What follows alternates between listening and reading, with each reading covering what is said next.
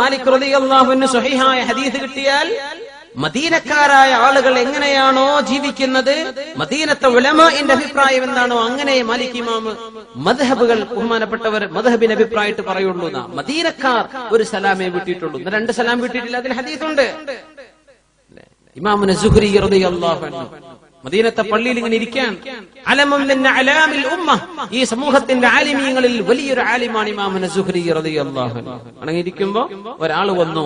ആൾ വന്നിട്ട് വസല്ലമ തസ്ലീമത്തൈൻ, 2 സലാം വിട്ടി. അസ്സലാമു അലൈക്കും വറഹ്മത്തുള്ളാഹി വബറകാതുഹു. സുഹ്രി ഇമാം മാലിക് മദ്ഹബുകാരനാണ്.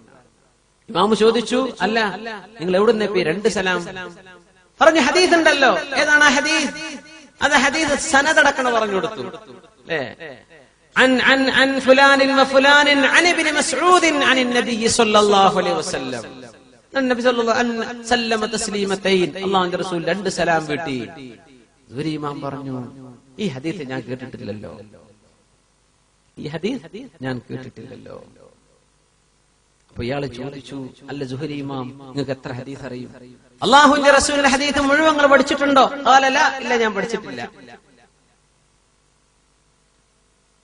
റസൂലുള്ളാഹി സ്വല്ലല്ലാഹു അലൈഹി വസല്ലം തങ്ങളുടെ ഹദീസിന്റെ 2/3 പഠിച്ചിട്ടുണ്ടോ എന്ന് ചോദിച്ചു. ഇല്ല, അതുമില്ല. അഹത്ത ബിനിസ്ഫി, ഹദീസിന്റെ പകുതി മനസ്സിലാക്കിയിട്ടുണ്ട്. പകുതി അല്ലാഹുവിന്റെ റസൂൽ പറഞ്ഞ ഹദീസുകൾ പകുതി നിങ്ങൾക്കറിയാമോ? ഖാല നഅം. അത് പറയണമെങ്കിൽ എത്ര ധൈര്യം വേണം? പകുതി എനിക്കറിയാം. എന്നാ നിങ്ങൾക്ക് അറിയാത്ത മറ്റേ പകുതി ഇല്ലേ, അത് ഈ ഹദീസ് അങ്ങ് വെച്ചേക്കി എന്ന് പറഞ്ഞു. സുബ്ഹാനല്ലാഹ്. വല്ലാഹിക സുഹരി, ഇമാമുന സുഹരി റളിയല്ലാഹു അൻഹു ചിരിച്ചുകൊണ്ട് സ്വീകരിച്ചു. പ്രശ്നങ്ങൾ ഒച്ചപ്പാടുണ്ടാക്കി നടന്ന് മൻ ഇദ അറാദല്ലാഹു ബിഖൗമിൻ ഫിത്ന ശഗലഹും ബിൽ ജദലി അനിൽ അമൽ. ഒരു സമൂഹത്തിന് അല്ലാഹു ഫിത്ന വെച്ചാൽ ആ സമൂഹം തർക്കിച്ച് നശിക്കും. ഒരു അമലും ചെയ്യൂല, ഒരു അമലും ചെയ്യാതെ തർക്കിച്ചൊരു സമൂഹം നശിക്കുന്നത് അല്ലാഹു ഫിത്ന വെച്ചതിന്റെ അടയാളമാണെന്ന് മനസ്സിലാക്കണം. അല്ലാഹു തആല ഹിദായത്ത് നൽകുമാറാകട്ടെ. തിന്മയെ തിരുത്തി കൊടുക്കരുത് എന്നല്ല പറഞ്ഞത്. പക്ഷേ ഇമാമുന ശാഫിഈ റളിയല്ലാഹു അൻഹു ഏതൊരു സംവാദത്തിനും പോകുമ്പോൾ പറയും, അല്ലാഹുവേ പടച്ചവനെ, അല്ലാഹുവേ എന്റെ ഖസ്മ്, എന്റെ മറുപക്ഷക്കാരന്റെ കയ്യിലൂടെ ഹഖ്നെ നീ വെളിപ്പെടുത്തി തരണം പടച്ചവനെ. ഇത് ദുആ ചെയ്തിട്ട് പോകുന്ന മഹാനാണ് നമ്മുടെ ഇമാമുന ശാഫിഈ റളിയല്ലാഹു അൻഹു. അതാണ് വിനയം. ഗസാലിമാം പറയാ, ഒരു മനുഷ്യൻ സംവാദത്തിന് പോകുമ്പോ മുജാദല വരും, സംവദിക്കേണ്ടി വരും. ഉദ്ഉ ഇലാ സബീലി റബ്ബിക ബിൽ ഹിക്മതി വൽ മൗഇദത്തിൽ ഹസന വജാദിൽഹും ബില്ലതി ഹിയ അഹ്സൻ. മുജാദല വേണ്ടി വരും, സംവാദം, ഡിബേറ്റുകൾ വേണ്ടി വരും. ഗസാലിമാം പറയാണ്, പോകുമ്പോൾ നിന്റെ ഹൃദയത്തിനോട് ചോദിക്കണം, നീ നിന്നെ മാനിഫെസ്റ്റ് ചെയ്യാനോ, നീ നിന്നെ പ്രകടമാക്കി കാണിക്കാനോ പോണത്, അല്ലാഹുവിന്റെ ദീനിന്റെ ഹക്ക് മനസ്സിലാക്കി കൊടുക്കാനാണോ പോകുന്നത്? ഞാൻ തോൽക്കരുത് എന്നാണോ, അള്ളാന്റെ ദീന തോൽക്കരുത് എന്നാണോ നിന്റെ ചിന്ത? അത് നോക്കിയിട്ട് പോയാ മതി. ഒക്കെ നടക്കുന്ന പ്രശ്നങ്ങൾ അതല്ലേ. മഅരിഫത്ത്, ദീന് കൊണ്ട് കിട്ടേണ്ടത് നൂറാണ്, പ്രകാശമാണ്. അത് നഷ്ടപ്പെടരുത്. ആ പ്രകാശം കിട്ടുന്ന സമൂഹത്തിലാണ് നല്ല അച്ചടക്കവും അദബും ഉണ്ടാകുക. അവരാണ് ഇഹ്തിറാം, ബഹുമാനിക്കുന്നവർ അവരാണ്. അവർ വമൻ യുഅദ്ദിം ശആഇറല്ലാഹി ഫഇന്നഹാ മിൻ തഖ്വൽ ഖുലൂബ്. അല്ലാഹുവിന്റെ ദീനിനെ ബഹുമാനിക്കുന്നത് ഹൃദയത്തിന്റെ ഈമാനിന്റെ അടയാളമാണ്. ദീനിനെ ബഹുമാനിക്കണം എന്നാ പറഞ്ഞു. ബഹുമാനിക്കണം. യാ അല്ലാഹ്, ആ ബഹുമാനം ഹൃദയത്തിന് കിട്ടണം. ബഹുമാനിക്കുന്ന എന്ന് പറയുമ്പോൾ അല്ലാഹുവിന്റെ റസൂൽ സ്വല്ലല്ലാഹു അലൈഹി വസല്ലം ഒരു സദസ്സിലേക്ക് വരുമ്പോ തങ്ങൾ പറഞ്ഞെന്ത്, ഞാൻ സദസ്സിലേക്ക് വരുമ്പോ നിങ്ങൾ എനിക്ക് വേണ്ടി എഴുന്നേറ്റ് നിൽക്കരുത്. കമാ തഫ്അലുൽ ആജിം, അനർബികൾ ചെയ്യുന്ന പോലെ നിങ്ങൾ അങ്ങനെ ചെയ്യരുത് എന്ന് റസൂലുള്ളാഹി സ്വല്ലല്ലാഹു അലൈഹി വസല്ലം സംഭവം പറയാം. ചിലപ്പോ ഈ ഹദീസ് കേട്ടിട്ട് ചില ആൾക്കാർ ഒരു സദസ്സ് എഴുന്നേറ്റ് നിൽക്കുമ്പോ അതിന്റെ ഇടക്ക് മനഃപൂർവ്വം അങ്ങനെ ഇരിക്കുന്ന ആൾക്കാരുണ്ടാവും. ഞാൻ ആ ഹദീസ് കേട്ടിട്ടുണ്ടല്ലോ, ഇവർക്കൊന്നും അറിയില്ല. ഏതാണ് ശരിയെന്ന് മനസ്സിലാക്കി തരാനാണ് ഞാൻ ഇത് ചർച്ച ചെയ്യുന്നത്. ഒരു സമൂഹം ഒന്നാകെ ദുആ ചെയ്ത് ആമീൻ എന്ന് അല്ലാഹുവിനോട് പറയുമ്പോ കയ്യും കെട്ടിരിക്കുന്ന ആൾക്കാരല്ലേ ഒരു നിക്കാഹിന്റെ സദസ്സിലോ? അങ്ങനെ ഇസ്ലാം നമ്മൾ പുറത്തു പോകുമെന്ന് പേടിക്കണം. എന്ത് സാധുക്കളാണ് ഇവർ, എന്ത് പാവങ്ങളാണ്. ഇൽമിന്റെ ഒരു ഇൽമ് കിട്ടാത്ത സാധുക്കളല്ലേ. എന്താണ് ഇതൊക്കെ? ഞാൻ എന്റെ ആമീൻ കൊണ്ടൊരു ഉത്തരം കിട്ടിപ്പോണ്ട, അതുകൊണ്ട് ഞാൻ പറയണില്ല. ഒന്ന് ആലോചിച്ചൂടെ? പറയണത് ഹിദായത്തിനാണ് ഇത്. മരിച്ചുപോയി കബർക്കും ആഖിറത്തിലേക്കുള്ള വിഷയത്തിനാണ് ഇത്. ആമീൻ പറഞ്ഞ എന്താ കിട്ടാത്ത? അഹങ്കാരല്ലേ, കിബ്ർ എന്നല്ലേ മിനിമം പറയുന്നത്. അറഗൻസ്. അല്പുണ്ടെങ്കിൽ അള്ളാഹു ദീനിന്റെ 100 കൊടുക്കൂല. ഇൽമു കൊടുക്കും. ഇബ്ലീസിന് എൽമില്ലേ? ഭയങ്കര എൽമുള്ള ആളല്ലേ ഇബ്ലീസ്. അള്ളാഹു 100 കൊടുക്കൂല. പ്രകാശം കിട്ടണം. അപ്പോ എഴുന്നേൽക്കണം, എഴുന്നേൽക്കാതിരിക്കണോ, എന്ത് ചെയ്യണം? സ്വഹാബത്ത് എന്താ മനസ്സിലാക്കിയത്? മഹാനായ ഹസ്സാൻ ഇബ്നു സാബിത്ത് റളിയല്ലാഹു അൻഹു പാട്ട് പാടിയിട്ടുണ്ട്. ഖിയാമി ലിൽ അസീസി അലയ്യ ഫർളു വതർകുൽ ഫർളി മാ ലാ യസ്തഖീമു അജിബ്തു ലിമൻ ലഹു അഖ്ലുൻ വഫഹ്മു യറാ ഹാദൽ ജമാല വലാ യഖൂമു. ഖിയാമി ലിൽ അസീസ്, എന്റെ പ്രിയപ്പെട്ട ഹബീബായ നബി സല്ലല്ലാഹു അലൈഹി വസല്ലം തങ്ങൾക്ക് വേണ്ടി എഴുന്നേറ്റ് നിൽക്കുന്നത് അലയ്യ ഫർളു, എനിക്ക് ഫർളാണ് നബിയേ. വതർകുൽ ഫർളി മാ ലാ യസ്തഖീമു, ഫർള് ചെയ്യാതിരിക്കാൻ പറ്റില്ലല്ലോ. അജിബ്തു ലിമൻ, ഞാൻ അത്ഭുതപ്പെടുകയാണ്, ലഹു അഖ്ലുൻ വഫഹ്മു, ചിന്തിക്കാനുള്ള ചിന്താശേഷിയും ബുദ്ധിയും അല്ലാഹു നൽകിയിട്ട് യറാ ഹാദൽ ജമാല വലാ യഖൂമു, ഈ ഭംഗി കണ്ടിട്ട് എങ്ങനെ എഴുന്നേൽക്കാതിരിക്കാം? ഞാൻ എഴുന്നേൽക്കും നബിയെ. ഹസ്സാൻ ഇബ്നു സാബിത്ത് റളിയല്ലാഹു അൻഹു തങ്ങൾ എന്തേ ചീത്തറിഞ്ഞോ? ഇല്ലത് മദീന. യാ അല്ലാഹ്, അവരെഴുന്നേറ്റിരിക്കുകയാണ്. ഒരു സമൂഹത്തിന്റെ ആദത്ത് അതാണെങ്കിൽ അങ്ങനെ ചെയ്യണമെന്നാണ്. മാലിക് ഇമാം മുഅത്ത എന്ന ഗ്രന്ഥമുണ്ടാക്കിയപ്പോ മൻസൂർ രാജാവ് പറഞ്ഞു, മാലിക് ഇമാം നിങ്ങളുടെ ഈ മുഅത്ത എന്ന ഹദീസിന്റെ ആദ്യത്തെ ഗ്രന്ഥമാണ്. ഫിഖ്ഹുണ്ട്, ഹദീസുണ്ട് അതിൽ. അതുകൊണ്ടാണ് ഹദീസിന്റെ ഗ്രന്ഥത്തിൽ എണ്ണാത്തത്. പക്ഷെ അത് ഫിഖ്ഹും കൂടെ വന്നതാണ്. മൻസൂർ രാജാവ് പറഞ്ഞു, ഞങ്ങൾ എന്ത് ചെയ്യാണ്? ലോകത്തിന്റെ എല്ലാ ഭാഗത്തേക്കും കോപ്പി കൊടുത്തയക്കാൻ. അതുകൊണ്ട് എന്ത് ചെയ്യാം? എല്ലാവരും ഈ മുഅത്ത അനുസരിച്ച് അമൽ ചെയ്ത് ജീവിച്ചോട്ടെ. മാലിക് ഇമാം പറഞ്ഞു, അത് വേണോ? അത് വേണ്ട. സ്വഹാബത്തൊക്കെ തഫറഖു, വിവിധ രാജ്യങ്ങളിലേക്ക് എത്തിക്കഴിഞ്ഞില്ല. അവർക്ക് മനസ്സിലായ ഹദീസ് കൊണ്ട് അവരുടെ ദീൻ അവരുടെ നാടുകളിൽ സ്ഥാപിച്ചു കഴിഞ്ഞില്ലേ? ഇനി അവിടെ ചെന്നൊരു തിരുത്ത് നമ്മൾ ചെയ്യണോ? അവർ ദീനിലാണെങ്കിൽ എന്റെ അഭിപ്രായം തന്നെ അവർ ചെയ്യണമെന്ന് എന്തിനു നിർബന്ധിക്കണം? അത് ചെയ്യണ്ട എന്ന് ഇമാമുന മാലിക് റളിയല്ലാഹു അൻഹു ഇബ്നു അബ്ദുസ്സലാം റഹിമഹുല്ലാഹയോട് ചോദിച്ചു, ഈ നിൽക്കണോ നിൽക്കണ്ടേ? ദീൻ എന്ന് പറഞ്ഞ അച്ചടക്കം, ദീൻ എന്ന് പറഞ്ഞ അദബാണ്. ഇൽമും അഹ്കാമും ഒക്കെ അറിയുന്ന ഹദീസ് മനപ്പാടാക്കി, ഇതല്ല പ്രശ്നം.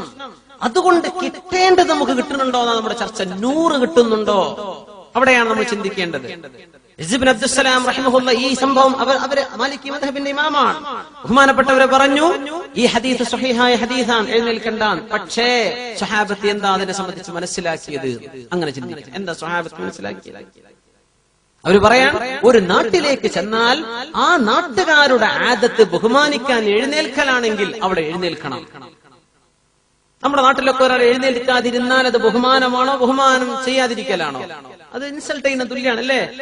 കാലിനോ കയ്യിനോ എഴുന്നേൽക്കാൻ പറ്റാത്ത ആൾ അങ്ങനെ ചെയ്യണം. പക്ഷേ ഒരു ബഹുമാനിക്കപ്പെടേണ്ട ഒരാൾ, ഒരു സയ്യിദ്, ഒരു വലിയ ആലിം, നമ്മളെ പഠിപ്പിച്ച ഒരു മുഅല്ലിം, അവർക്ക് വേണ്ടി, വാപ്പക്ക് വേണ്ടി ഒരു മനുഷ്യൻ എത്ര വലുതായാലും സ്വന്തം വാപ്പ വീട്ടിലേക്ക് കയറി വരുമ്പോ ഇരിക്കുന്ന മനുഷ്യൻ എഴുന്നേൽക്കണമെന്ന് പഠിപ്പിച്ചിട്ടുണ്ട് റസൂലുള്ളാഹി സ്വല്ലല്ലാഹു അലൈഹി വസല്ലം. ആളെ എത്ര വലിയ ആളായിക്കോട്ടെ, വാപ്പരെ ഏതോ നാടനാണ്, പക്ഷേ വാപ്പാക്ക് വേണ്ടി എഴുന്നേൽക്കണം എന്നാണ്.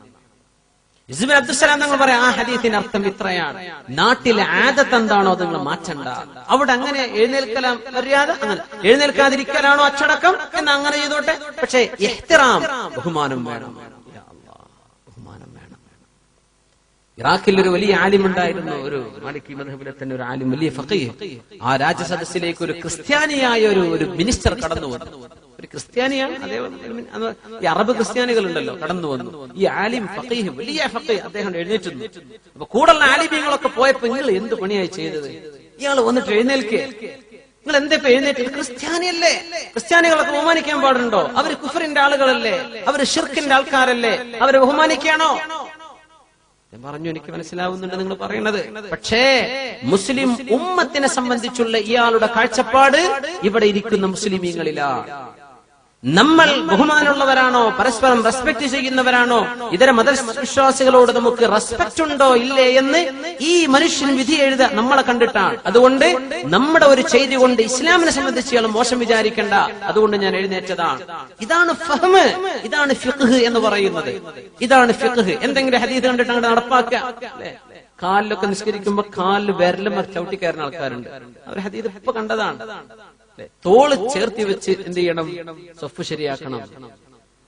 ഖദം ബിഖദമിൻ, കാല് കാലിനോട് ചേർത്തിട്ട് ഞങ്ങൾ സഫ് ശരിയാക്കിയിരുന്നു എന്നൊരു ഹദീസ്. ഇപ്പടുത്ത് ഫിഖ്ഹിന്റെ ഒരു ഗ്രന്ഥങ്ങളിലും അങ്ങനെ കാല് കാലിനോട് ചേർക്കുന്ന ഒരു ചർച്ച കാണുമോ? ലക്ഷക്കണക്കിന് ഹദീസ് കണ്ട ഫിഖ്ഹ അല്ലേ നമ്മുടെ മദ്ഹബിന്റെ ഇമാമുമാർ.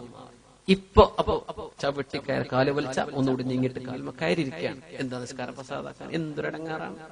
ആ ഹദീസ് റിപ്പോർട്ട് ചെയ്ത കുട്ടി 8 വയസ്സുള്ള സമയത്തെ സംഭവം പറഞ്ഞു. അയാൾക്ക് 8 വയസ്സുള്ളപ്പോ കുട്ടിയായിരുന്നപ്പോ സ്വപ്പ് ശരിയാക്കാൻ പറഞ്ഞപ്പോ ഞങ്ങൾ ഇങ്ങനെ കാലിങ്ങനെ ശരിയാക്കിയിരുന്നു.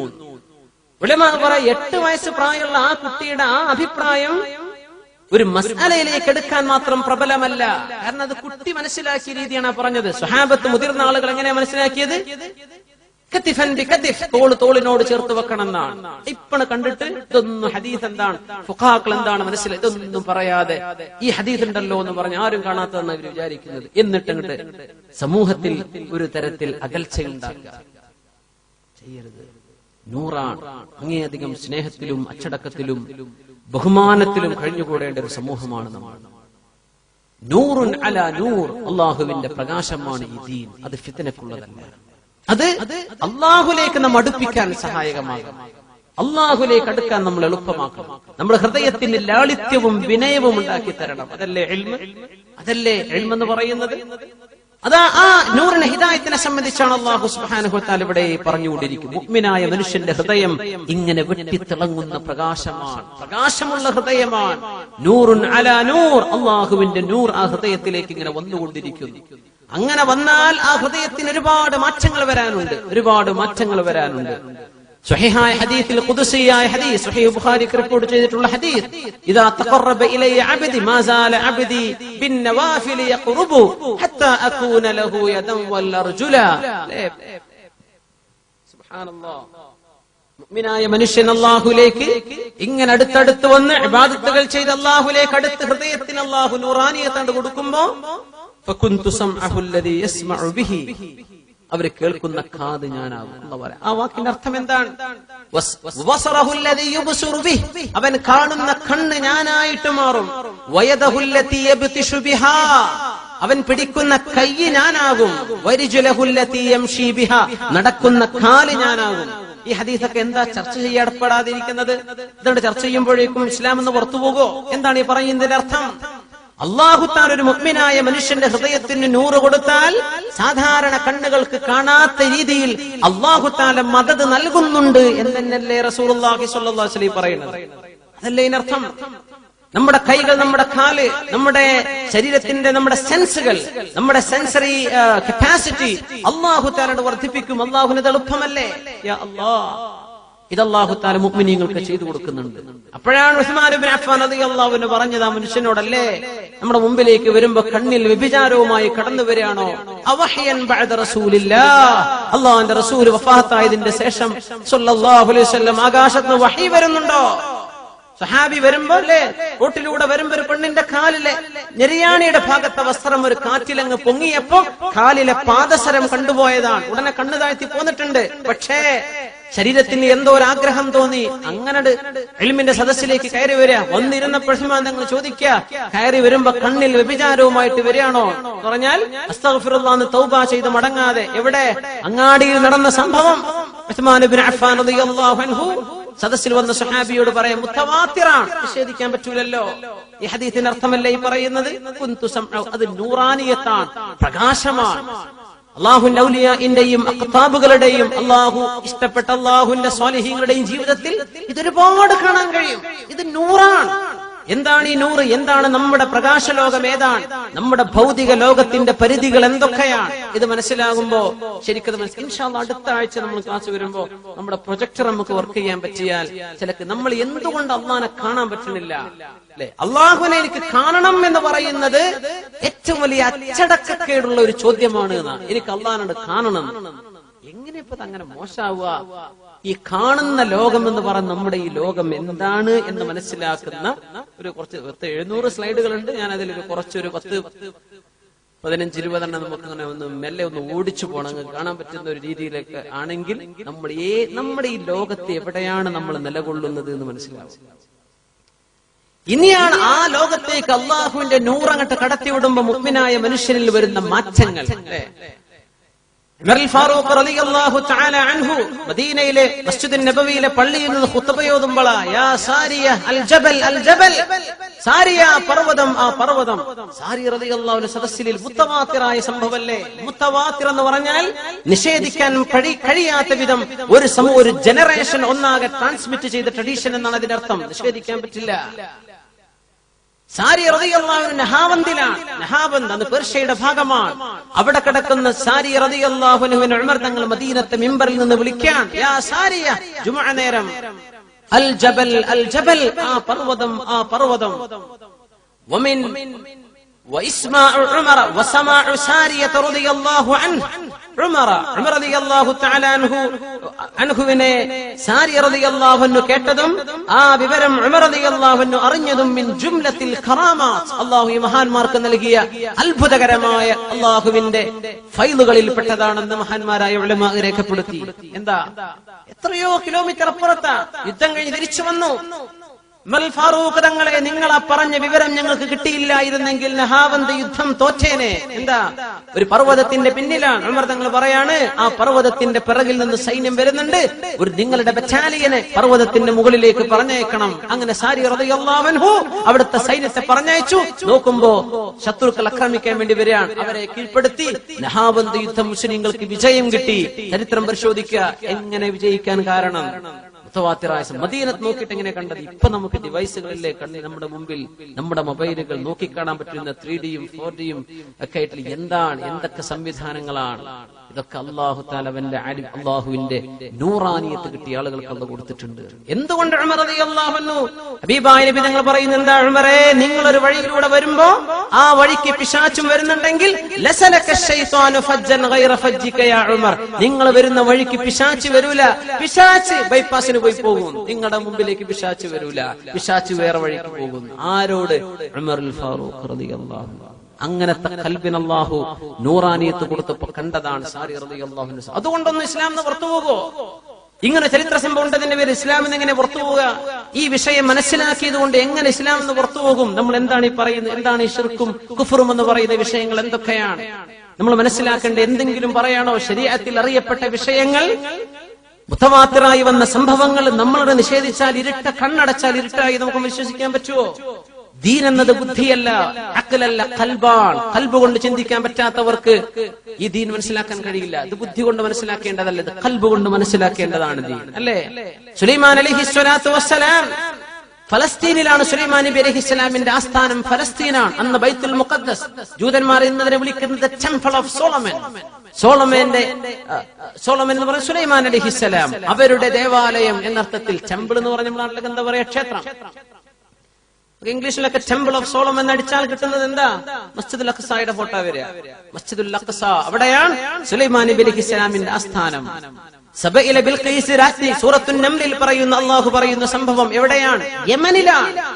യമനിൽ നിന്ന് കൊണ്ടുവരണം ബിൽഖീസ് രാജ്ഞിയുടെ കൊട്ടാരം. യമൻ എവിടെ കിടക്കുന്ന, ഫലസ്തീൻ എവിടെ കിടക്കുന്ന? അറേബ്യൻ പെനിൻസുല മാപ്പ് അങ്ങോട്ട് നോക്കിയാൽ യമൻ ഇങ്ങ് എക്സ്ട്രീം സൗത്ത് ഈസ്റ്റിലാണ്. സൗത്ത് ഈസ്റ്റിലാണ് യമൻ കിടക്കുന്നത്.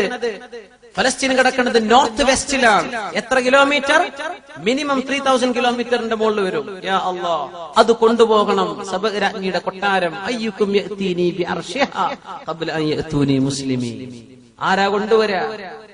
ഇഫ്രീത്ത് എന്ന ജിന്ന് പറഞ്ഞു, ഞാൻ കൊണ്ടുവരാം. 1 മണിക്കൂറിന്റെ ഉള്ളിൽ പോരാ. ഖബ്ല അൻ തഖൂമ മിൻ മഖാമിക് പോരാ. وقال الذي عنده علم من الكتاب أنا آتيك به قبل أن يرتد إليك طرفك. നിങ്ങൾ കണ്ണ് ജിമ്മിന് മുമ്പ് ഞാൻ കൊണ്ടുവരും. Within a blink of an eye. എങ്ങനെയാ സങ്കല്പം? ഇൻഷാ അല്ലാഹ് അടുത്ത ഒരു മോഡേൺ സയൻസിന്റെ കണ്ടുപിടുത്തം ഈ മാറ്ററുകൾ ഇങ്ങനെ ഹൈ സ്പീഡിൽ ട്രാൻസ്പോർട്ട് ചെയ്യുന്ന സംഭവത്തെ കുറിച്ചായിരിക്കും. ഖുർആനിന്റെ ഈ സംഭവങ്ങളൊക്കെ നമുക്ക് ഇന്ന് മനസ്സിലാവാത്ത അടുത്ത തലമുറക്ക് തെളിയാൻ പോകുന്ന ഹഖീഖത്തുകളാണ്. നമുക്കിപ്പോഴും ഈമാനിന്റെ നൂറ് കൊണ്ട് നമ്മൾ വിശ്വസിച്ചു, ആമന്നാ വസദ്ദഖ്നാ. പക്ഷേ അതിന്റെ ഭൗതികവാദികൾക്ക് മനസ്സിലാക്കാനുള്ള സംവിധാനങ്ങൾ അല്ലാഹു ആ സമയങ്ങളിൽ അല്ലാഹു ബോധ്യപ്പെടുത്തി കൊടുത്തു. ആ കൊട്ടാരം കൊണ്ടുവന്നത് ആരാണ്? ആ സഫഫ് ബിൻ ബർഖിയ റളിയല്ലാഹു അൻഹു. വലിയുൻ മിൻ ഔലിയാഇല്ലാ, സുലൈമാൻ നബി അലൈഹിസ്സലാമിന്റെ കൊട്ടാരത്തിൽ അന്ന് ഫലസ്തീനിൽ ഈലിയായിൽ താമസിക്കുന്ന അള്ളാഹുവിന്റെ സാത്വികരായ ഔലിയായിൽപ്പെട്ട ഒരാൾ, ആ സഫ ഇബ്നു ബർഖിയ, അയാൾ എന്തെങ്കിലും ചെയ്തോ? ആ ഇരിക്കുന്ന കണ്ണു ചിമ്മി തുറന്നപ്പോ കൊട്ടാരം, ഫലമ്മാ റആഹു മുസ്തഖിറൻ ഇൻദ, ആ കൊട്ടാരം മുമ്പിൽ അങ്ങ് വന്നു നിൽക്കുമ്പോ, ഹാദാ മിൻ ഫദ്ലി റബ്ബി, ഇതെന്റെ റബ്ബ് എനിക്ക് ചെയ്തെന്ന ഔദാര്യമാണെന്ന് ആ മനുഷ്യൻ പറഞ്ഞു. പരിശുദ്ധ ഖുർആനിൽ ഖാലല്ലാഹു അസ്സ വജൽ. യാ അല്ലാഹ്, ഇതൊരു ഹദീസാണെങ്കിൽ പറയൂലേ ഇത് ദഈഫാണ്. കൊട്ടാരം കൊണ്ടരെ കണ്ണിന്റെ ഉള്ളിലോ